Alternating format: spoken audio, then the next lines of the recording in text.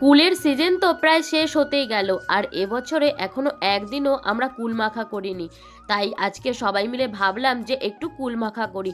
যেহেতু আমাদের কোনো কুল গাছ নেই, তাই কিন্তু বাড়ির পাশে একটা কাকিমার বাড়িতে আমরা সবাই মিলে গেছিলাম কুল পাড়তে।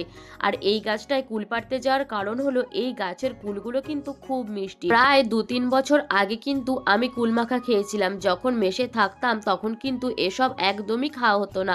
তাই এখন যেহেতু বাড়িতে আছি, তাই এই সুযোগটা আমি, দিদি, বর্ষা কেউই আর হাতছাড়া করিনি। দেখো এখানে এতগুলো কুল আমি পেরে নিয়ে এসেছি। আর এই কুলগুলো সব কিন্তু বাড়ি নিয়ে এসেই আমি ভালো করে একদম পরিষ্কার জলে ধুয়ে নিয়েছি। আর ওইদিকে বর্ষা বসে পড়েছে ছিল নোড়া নিয়ে। আর এদিকে কিন্তু তার মধ্যেই চলে এসেছে আমার সোনামা। ওইদিকে বর্ষা কুল থেতো করছে, আমি ওইদিকে সোনামাকে নিয়ে একটু বসেছিলাম। তার মধ্যেই দেখি বর্ষার কুল মাখা কিন্তু একদম পুরোপুরি রেডি।